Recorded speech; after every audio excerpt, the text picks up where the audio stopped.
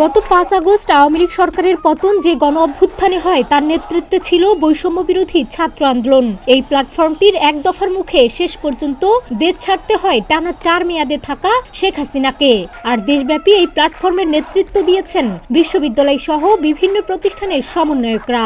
তবে সমন্বয়হীনতা সহ বিভিন্ন অভিযোগ তুলে বৈষম্য বিরোধী ছাত্র আন্দোলন প্ল্যাটফর্ম থেকে পদত্যাগ করেছেন কয়েকটি বিশ্ববিদ্যালয়ের সমন্বয়করা। এবার একযোগে জাহাঙ্গীরনগর বিশ্ববিদ্যালয় জাবি শাখার ১৭ জন সমন্বয়ক ও সহ সমন্বয়ক একযোগে পদত্যাগ করেছেন। আমরা সমন্বয় পর্ষদের ১৭ জন পদত্যাগ করছি। বৃহস্পতিবার বিকেলে বিশ্ববিদ্যালয়ের ছাত্র শিক্ষক কেন্দ্রে এক সংবাদ সম্মেলনে পদত্যাগের ঘোষণা দেন তারা। পদত্যাগের দুটি কারণও উল্লেখ করা হয়।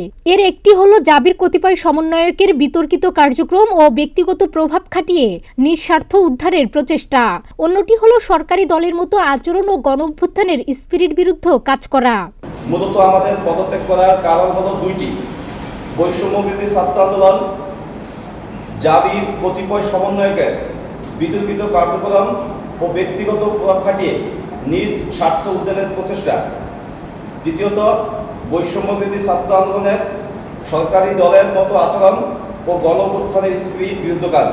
বৈষম্য বিরোধী ছাত্র আন্দোলন বর্তমানে একটি সরকার দলীয় ছাত্র সংগঠনের মতো ভূমিকা পালন করছে উল্লেখ করে আব্দুর রশিদ জিতু বলেন, যে ৯ দফার উপর ভিত্তি করে সাধারণ মানুষ আন্দোলন করেছে সেই দাবিগুলো পূরণের দাবিতে এক প্রকার নিশ্চুপ রয়েছে বৈষম্য বিরোধী ছাত্র আন্দোলন। যে ৯ দফার উপর ভিত্তি করে সাধারণ মানুষ জীবন বাজি রেখে আন্দোলন করেছে সেই ৯ দফার অন্তর্ভুক্ত দলীয় নেতৃত্বিক ছাত্ররাজনীতি নিষিদ্ধ, জুলাই হত্যাকাণ্ডের সাথে জড়িতদের বিচার এবং আহত ও ক্ষতিগ্রস্তদের ক্ষতিপূরণের দাবিগুলোতে বৈষম্য বিরোধী ছাত্র আন্দোলন এক প্রকার নিশ্চুপ রয়েছে। বৈষম্য বিরোধী ছাত্র আন্দোলন বর্তমানে একটি সরকার দলীয় ছাত্র সংগঠনের মতো ভূমিকা পালন করছে।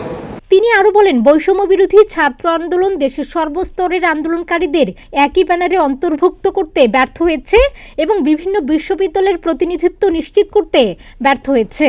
তদুপরি বৈষম্য বিরোধী ছাত্র আন্দোলন বাংলাদেশের সর্বস্তরের আন্দোলনকারীদের একই ব্যানারে অন্তর্ভুক্ত করতে ব্যর্থ হয়েছে এবং বিভিন্ন বিশ্ববিদ্যালয়ের প্রতিনিধিত্ব নিশ্চিত করতে ব্যর্থ হয়েছে। গত ১৩ জুলাই বৈষম্য বিরোধী ছাত্র আন্দোলন জাভি শাখার ৩৭ সদস্য বিশিষ্ট সমন্বয়ক কমিটি গঠন করা হয়। জাহাঙ্গীরনগর বিশ্ববিদ্যালয় ও সাভার এলাকায় ফ্যাসিবাদের বিরুদ্ধে আন্দোলনের নেতৃত্ব প্রদান করেন তারা। ডেস্ক রিপোর্ট, প্রতিদিনের বাংলাদেশ।